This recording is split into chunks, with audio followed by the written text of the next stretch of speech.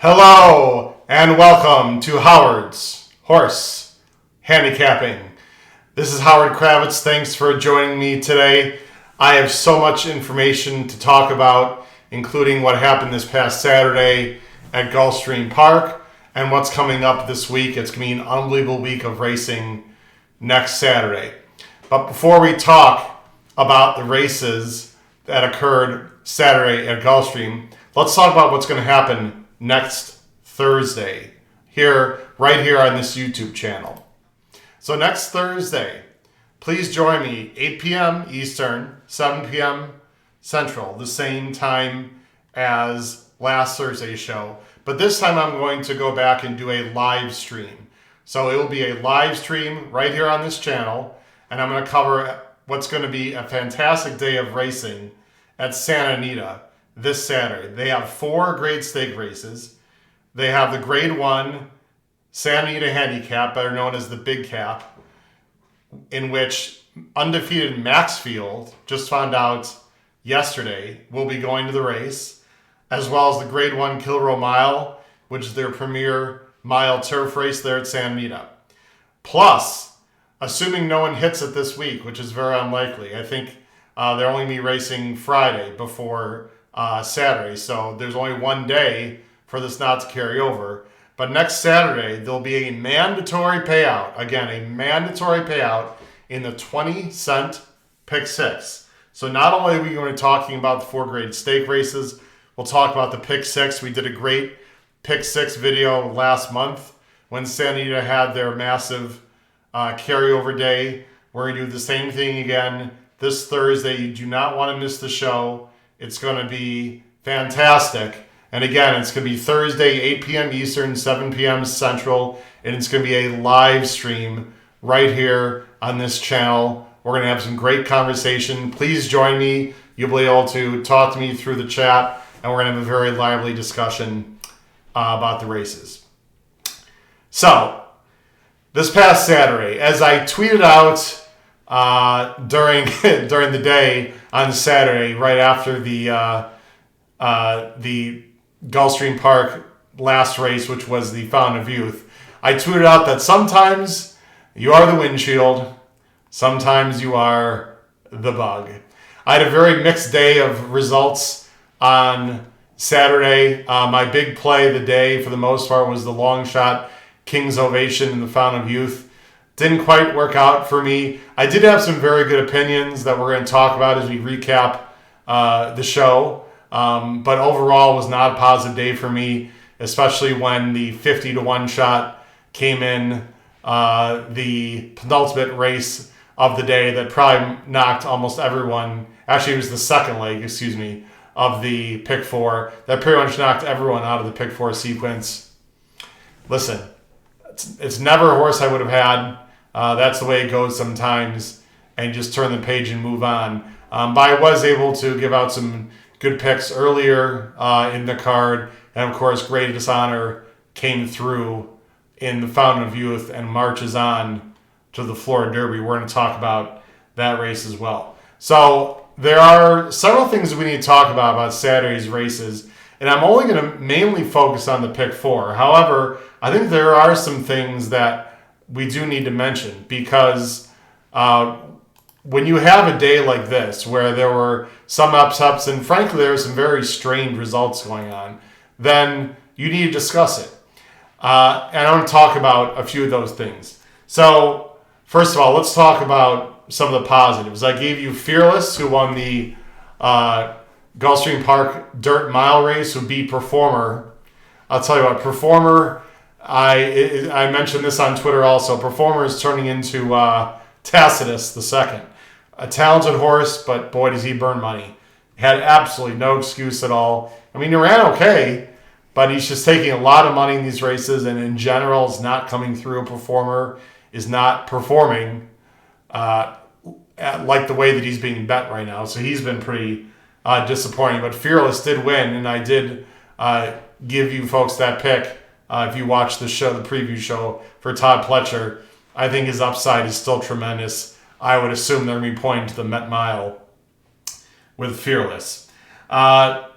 Also, Greatest Honor, of course, in the Fountain of Youth was my top pick of the three favorites that won.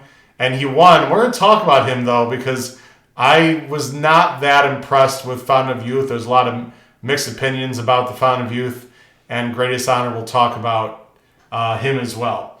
I also talked about Antoinette and Bella Laura in a race where there was just no speed, and I'll tell you what, speed was definitely a big factor on the turf on Saturday. We're going to talk about that, but they just pretty much went around the track 1-2 as I thought. The Chad Browns completely overbet in that race, so that worked out for me. But there are several things that did not work out for me on Saturday, and I think we need to talk about this because, again, you learn from your wins, you have to learn from your losses. I have a weak spot in my handicapping. You need to realize what your weak spot is and work on it. What's happening to me a lot lately is I'm getting wired in distance turf races all the time, and I don't have some of these horses, and it's really hurting me in my exotics. Point in case, Saif, who was slow on paper compared to the others, but was the clearest speed. I just didn't think he'd get the distance. I didn't think it was classy enough. He wires the field. That one hurt me right there.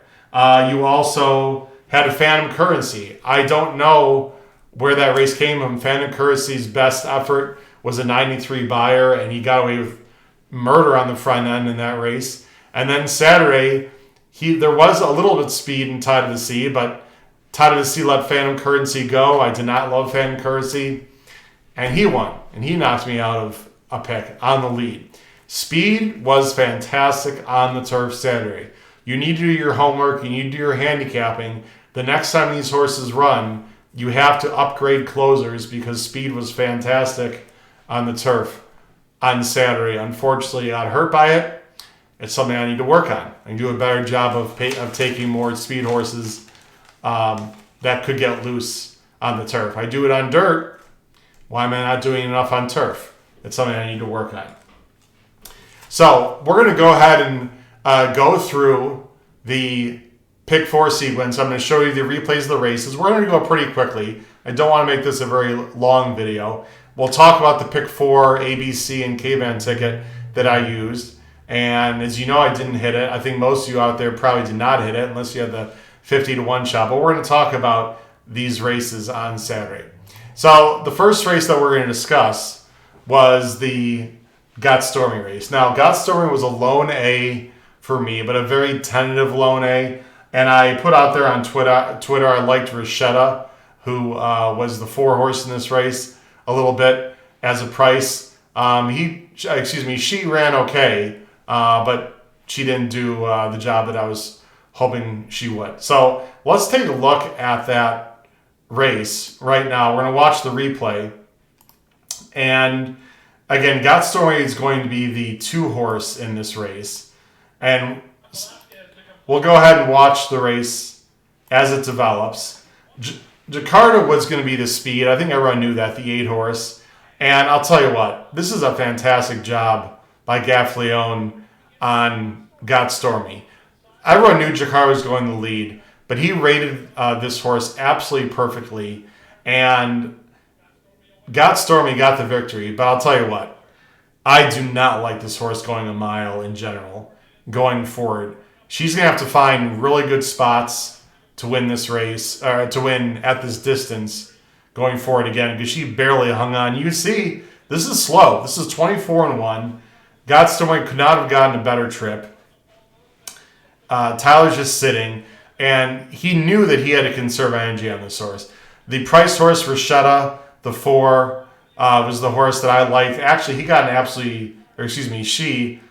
very good trip. And you see the 6-horse, Zofel, just outside of Rashetta. Again, look at the half, 48-3 comfortably. So when I thought they'd be going quicker, but they did not. At this point, I didn't love my chances with Rashetta, although she's getting a perfect trip. And let's listen to the final call home. Carter and a bit to go the distance here. The classy mare Got Stormy nipping at her heels from second. Into the clear comes Art of Almost. Far outside and Zofel on from the back and Feel Glorious as they straighten for the drive. Jakarta still has the lead. Got Stormy has to quickened by Gaffleon. Zoffel is next. Winding it up down the stand side is Feel Glorious. Final 16th of a mile. Got Stormy surging to the lead now. Zoffel lifts at her late. Zoffel surging at Got Stormy. These two photo finish. Just a tremendous race by these two horses. And I think there are some things that we do need to discuss about this race. First of all, my sort of, I wouldn't say long shot play, but my interesting play, Rashetta, had no excuses all the 4-horse. There's 2 horses that you have to give a ton of credit to. And that is the 6 and the 7, and especially the 7, Feel Glorious. So Zoffel ran a very good race, although she was a little bit wider this time than she was the last time. And Jakarta also hung around, but Jakarta hung around because it was a slow pace. So I don't think Jakarta is a distance horse either. I think the turf and the slower time helped Jakarta. But you can see Feel Glorious, the 7, actually closed like an absolute train and Got Stormy just held on there over Zoffel. But what I want to show you here, and this is very important, are the incremental splits here. And take a look. This is the final quarter here. If you can look carefully. Feel Glorious, the 7, closed in 22.07. A 22-second final quarter. That is absolutely blazing.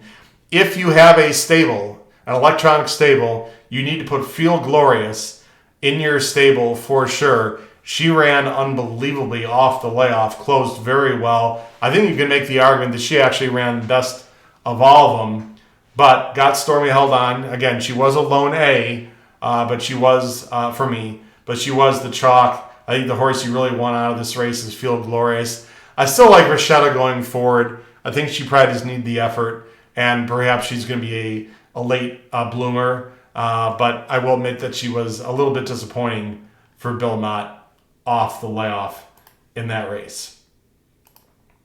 So that was the Got Stormy race. Then we're going to move on to leg 2. Now, again, when an A comes home, I'm always happy. When an A comes home, you can never be disappointed with that, even though Got Stormy was the favorite. In an ABC ticket, you definitely want A's. Plus, I pressed up quite a bit also. So that definitely matters. Let's go ahead and go to the next race. And the next race was the Devonadale. And this was the race where things got cray-cray. Things got a little bit nuts in this race. And really, I really don't know what to say about this race. Let's talk about it. First of all, I really liked, as did a bunch of people, liked Mille Foy, the 5. Bill Mott, which I didn't know, was sort of quoted earlier in the day saying that he wasn't sure Mille Foy was ready. That was the first time I had heard that, and I already had made my bet. So I wasn't overly happy when I heard that, but I still liked the horse. I knew that Vequist trainer Robert Reed said this horse was not necessarily ready to run. Let me just go back here. And Vequist ended up going off 50 cents to the dollar. I did not use her. I did use her as an A.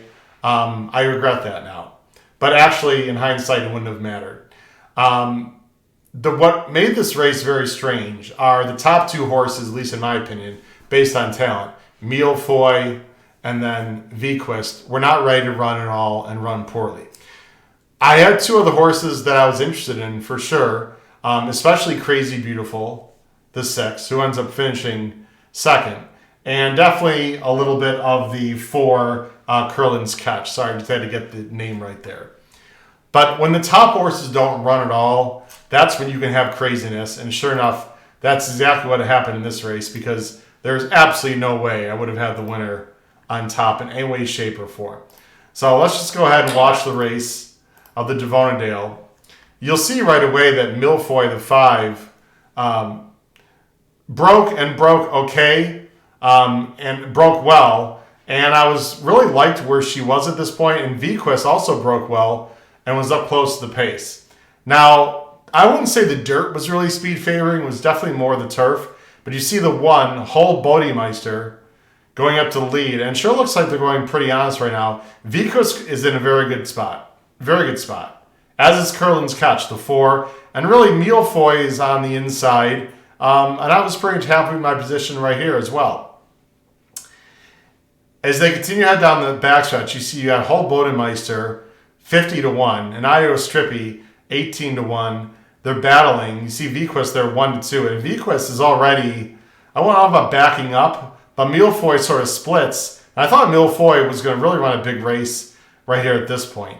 What hurt these horses a little bit is the 7 on the outside, competitive speed, came up outside. And you see Milfoy had to steady there, the 5. And now she's in a lot of trouble. I knew I was done there. And you see Vequist is also asking. And now you're like, well, who's going to win this thing? Curlin's Catch. Here comes Crazy Beautiful, the gray. And we'll just watch the end of this race right now. Losing ground to Hull Bodemeister, who's 50-1 and finding plenty. There's an eighth of a mile to go, and Hull Bodemeister is kicked clear with authority. Up on the outside, Crazy Beautiful tries to get competitive speed for second. Penn Street running on for fourth, but a huge run at a huge price. Edgar Zayas and Hull Bodemeister shot the Devona Dale. They won by 5. Second, Crazy Beautiful. Third was competitive speed. So, listen, sometimes just strange things happen. I don't know what to make of this race. I just want to show you the stretch here. Hull Bodemeister had not run a buyer, I think, over 65. This is never a horse I would have. And you can tell she's getting tired because she started swishing her tail right here. She switched back to her left lead. She's swerving all over the place. You can see right there, she's going to the rail. This was not a pretty race. Crazy Beautiful ran perfectly fine for second. So I'll give Crazy Beautiful some credit there. But listen, when a horse that doesn't even figure it all wins at 50-1, I just shake my head and move on. I thought, okay, if maybe one of the layoff horses didn't run, I thought, certainly maybe Curlin's Catch would run. There's no way, shape, or form I'd have a 50-1 shot. It was disappointing. 3 of the top 4 horses were absolute bombs. To me, you just throw this race out from a handicapping perspective and move on, and you have to hope some of these fillies just needed the start and are going to step forward in their next start.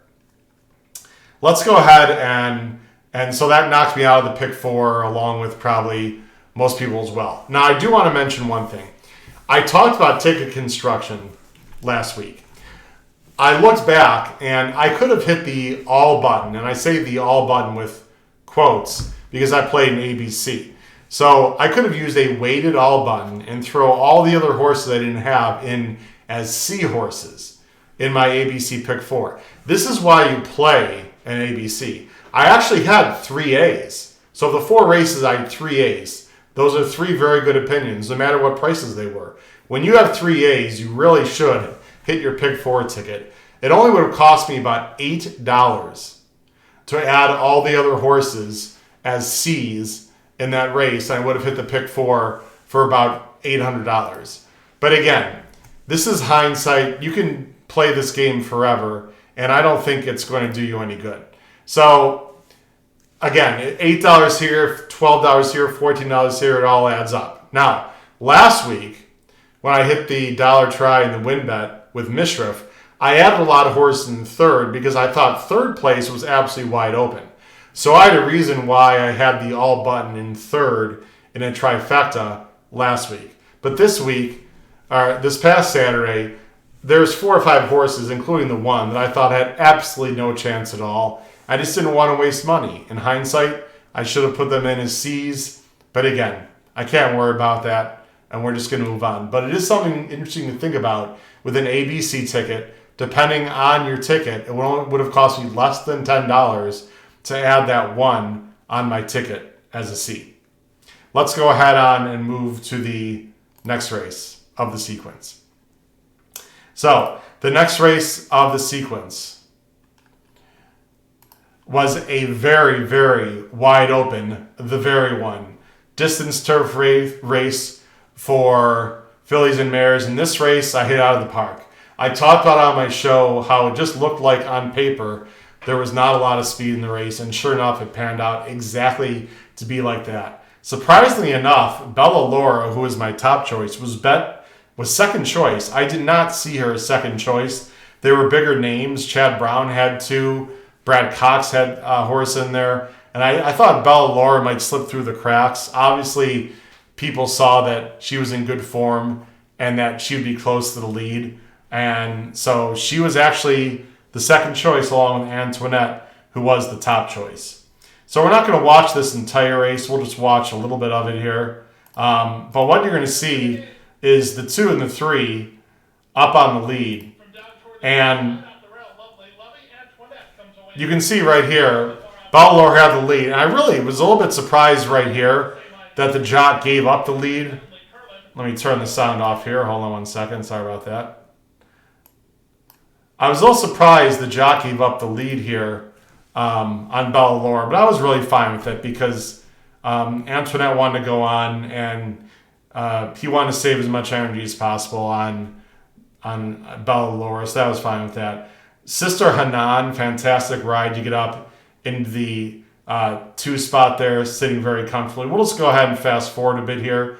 And you see the hit the final turn. We're going to let the announcer, Pete Aiello, take the call home of the very one. And it's their last of all after 3 quarters and 1:13-1.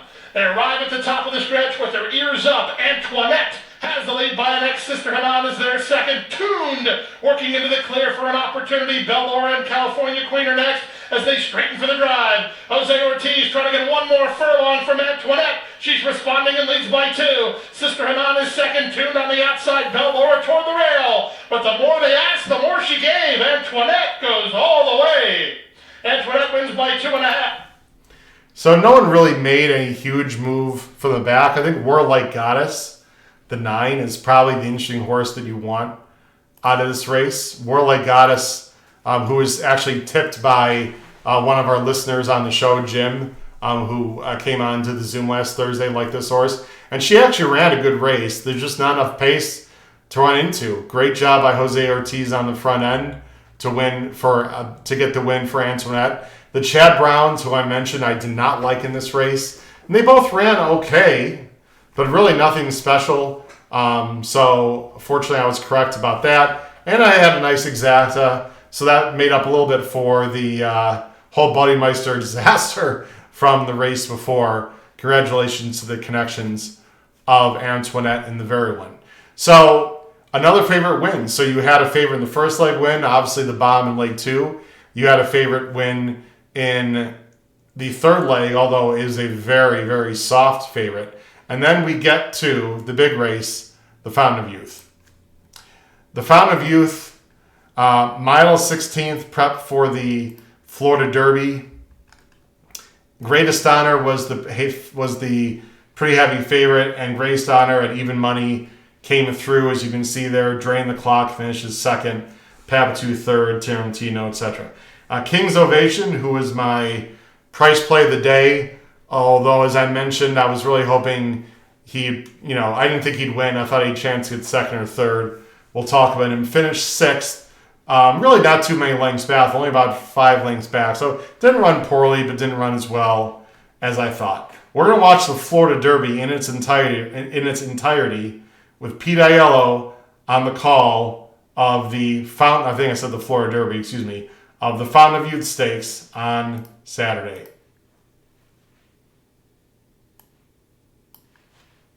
They're at the post. And they're off in the 74th edition of the Fasig-Tipton Fountain of Youth Stakes. From the rail, Drain the Clock was away quickly, and he's on the lead early. In tight between horses with Fire at Will as So Subtle tried to move up on the outside of the leader. Tarantino is wide on the course, and King's Ovation's in that second flight. A length and a half better than Prime Factor. Then long shot Tiz Tacto. Girafales is down toward the inside with outside running Greatest Honor next. And the early trailer is Papatu as the field is separated by 9 lengths with Drain the Clock in front. Drain the Clock and Edgar Zayas in front by Annette Kendrick Carmouche turning up the heat with Breeders' Cup winner Fire at Will on the outside second. 3 wide Tarantino is now third. So Subtle is at the rail fourth. Back to 5th goes King's Ovation, then 6th toward the rail in Prime Factor. Tiz Tacto is 8th, moving up on the outside in Greatest Honor, then Girafales. And at the back is Papa 2. The opening quarter mile was 23-4. The half mile was 47 seconds flat as they go to the first finish line. Up front, Drain the Clock leads by a length. Moving up on the outside, Tarantino is second. So Subtle is third. Fire at Will is called to the days. Dropping back, passed by King's Ovation. Greatest Honor's got a tall task ahead of him. He's yet to make a move, and he's better than 7 or 8 lengths off the lead. Passed now by Papa 2, who gets started for Junior Alvarado, but they've yet to reel in Drain the Clock. Drain the Clock and Edgar Zayas to the top of the stretch, a length and a half in front. Papa 2 is charging hard for Junior Alvarado. He just went up into second with Tarantino back third. Then Prime Factor and Greatest Honor as they turn for home. Up front, Drain the Clock trying to carry his speed. From the outside, Papa 2. Now Greatest Honor hitting high gear. And here he comes now. Greatest Honor finding his best stride right when he needs to. And he's going to run down Drain the Clock to win the Fountain of Youth. Greatest Honor for the money. Drain the Clock with a good try second. Papa 2 put up a huge effort for third. Then Tarantino and Girafales at 144 flat. So that was the Fountain of Youth, Greatest Honor winning, and we have a lot to talk about in this race. First of all, let me go ahead and give you my general opinion of this race because I think that's the first place that I'd like to go. So, first of all, as of this video, as of this taping, we do have the buyer, and the buyer I think is 89 for Greatest Honor, which means he just paired his top. So now he's got 2 89s in a row. Now, an 89 is not going to win the Kentucky Derby. Kentucky Derby has to be almost always around 100 or higher, unless it's a slow field or a slow race or whatever. So, Greatest Honor has some improving to do. Let's talk about the positives. First of all, Greatest Honor is a cool horse. This horse loves to run, and he's got a close. It looks like that his engines don't even really rev up until about a mile into the race. Because even in this race, we'll watch the final turn. He really didn't accelerate until midway through the final turn.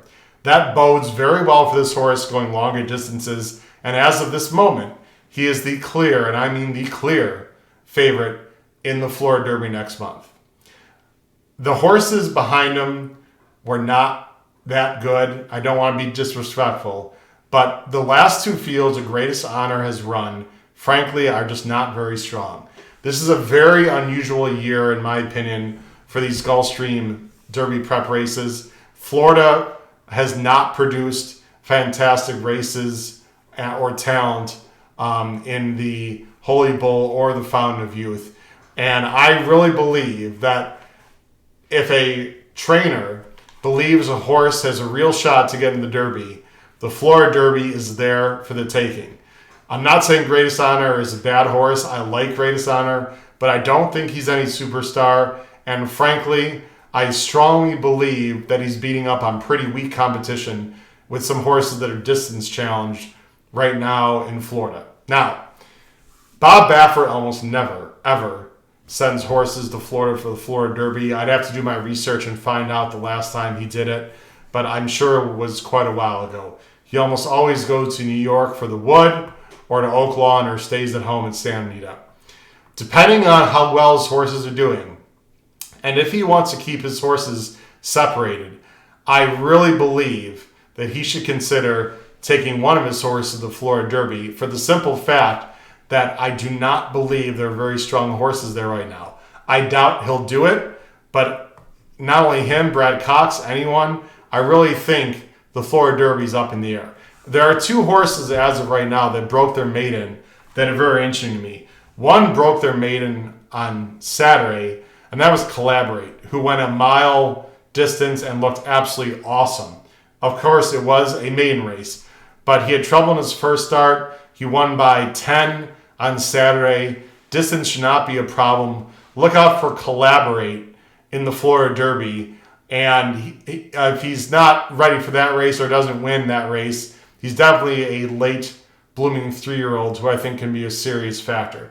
You also Perseverance, who had a little bit of a hiccup, a fever, I believe. Perseverance is the horse that was unbelievable on, I believe it was Holy Bull Day, where he just drew off and won by 10 and was absolutely amazing that day. And he was supposed to run in this race, but he had a little bit of a fever. He's supposedly okay, and he's going to come back. But really, right now, the Florida Derby horses, in my opinion, are not real strong. And I think it's making Greatest Honor look a little better than he actually is. Now, let's go through the race and talk about the race in a lot more detail. The first thing is that early in the race, I thought there was some crowding going on here. Well, let me talk about my long shot, King's Ovation, because I thought the 6, King's Ovation, was going to be taken off the pace. Corey Lanerie, he's, by the way, in the yellow silks in the middle. Corey Lanerie, I thought, would go to the rail immediately with this horse if he could and take back and make a big run with a close on the inside. But he broke so well, they just found himself up close to the lead. And you can see Drain the Clock, the 1, tends to come out here a little bit and forces everyone. Right here, you see they're crowding quite a bit. You got the bombs so subtle. I have no idea what this horse was doing. He should have gone to the inside. But anyway, he crowds Fire Will, who crowds my 6, King's Ovation. So this was not an ideal first turn for any of these horses. You see they're crowding a little bit right there. And I was hoping King's Ovation, the 6, would be taking back. And eventually, Corey Lanerie does take back. But I think he used a lot of energy early that I really didn't want him to for my personal betting. Now, the 2, Prime Factor, who was a very divisive horse in this race. I heard some people love Prime Factor, some people didn't. You could go either way. I thought that Pletcher wanted to put this horse in an allowance race. He talked about this, and the allowance race did not fill. I thought that was a big negative. I still thought Prime Factor could run better, but sure enough, he did not run very well in this race. I think Prime Factor needs to go a shorter distance. And I think Drain the Clock, who actually ran well in this race, but he's not a distance horse either. And Saffie Joseph already said that they're going to point Drain the Clock for the Pat Day Mile on Derby Day, so they're going to be cutting him back as well. You see Fire Will, who went off at a pretty soft 7-1, was trying dirt. He's not a dirt horse. I'm sure he'll be going back to turf. And you see Tarantino, the 7, on the outside. Prime Factor's the 2 on the inside. Now, Greatest Honor, the 8, is on the inside there in the teal. Getting a good trip. They're going 47-1. So pretty honest, but not blazing. And as they round the far turn, you see Prime Factor steadies a little bit. He's pretty much done. King's Ovation's running a little. And here comes Greatest Honor. But outside of Greatest Honor, sort of beating him to the punch, really, is Papatu. And right here, I don't know, but I went and thought, but right here, I'm like, Greatest Honor is not going to run. Horses were passing him. He didn't really look like he was overly interested. And I thought Drain the Clock was going to wire the field at this point, or at least have a big shot to do so. But then, once he gets him to the outside here in the clear, and that's something interesting to think about. Maybe Greatest Honor does not want to be on the inside of horses. That is something to definitely keep in mind if he gets an inside post in the Florida Derby or in the Kentucky Derby if he gets an inside post. If he continues to struggle a little bit on the inside, like it appeared he did in this race, you need to take that into your handicapping considerations. But once he got to the outside, you see him following Papatu. He's under the whip right here on the turn. But once he gets him in the clear, he starts gaining momentum, and he's got some very big, long strides, and Drain the Clock is slowing down, and Greatest Honor is just blowing by. And you see he looks back, and he's really in hand. Now, I really believe that people who are uneducated about horse racing or very casual fans or don't look at this race carefully will say, wow, Greatest Honor just blew by the field. What an unbelievable close. What a monster. I have to respectfully disagree, and many people I've talked to online that I respect have the same feeling. It's not as much Greatest Honor was blowing by the field as much as it was Drain the Clock, slowing down and not getting the distance. Now look, Greatest Honor, distance is definitely this horse's friend, and he's a nice horse. I'm not taking anything away from Greatest Honor at all. I'm just saying I don't think he's quite as good as he looks. Let's look at the incremental pace. Now, Greatest Honor finishes in 31.05. That was the fastest final split there of anyone in the race. Obviously, he closed well. However, again, Papatu closed on 31.66. Papatu is not a Derby horse. So, greatest honor, won the race. Congratulations, Jose Ortiz, with a very patient ride there. Shubigay, he's obviously got a serious Derby contender on his hands. I just don't believe that this horse is quite as good as he looks. And I think he's going to be there for the taking in the Florida Derby, in my personal opinion. So, that wraps up the show for you. Today I had Grace Honor as an A, and I had a little bit of a double there with Antoinette in the previous race, but my pick 4 got blown up with the big bomb in the second leg. I really appreciate you folks joining me today. Again, next week, let's take a look at that promo one more time. This is Thursday. On Thursday night, 8 p.m. Eastern, 7 p.m. Central. It's going to be a live stream. It's not a Zoom chat. You need to come to this YouTube channel, and I will have a live stream talking about what's going to be an unbelievable day of racing at Santa Anita, as you can see there, with 4 graded stake races and the mandatory pick 6 also. We're going to talk about those races. Please join me. We're going to have a great conversation. Hope to see you next Thursday, 8 p.m. Eastern, 7 p.m. Central, right here on this YouTube channel. Please subscribe down below, and please comment below the video player on anything you agree or disagree that you see on the show today. And if you have not followed me on Twitter, please follow me on Twitter also, at HKravitz, HKRA, V as in victory, E, T as in Tom, S as in Sam. This is Howard Kravitz for Howard Horse Handicapping. We'll see you next Thursday night. Take care, everyone. Good luck.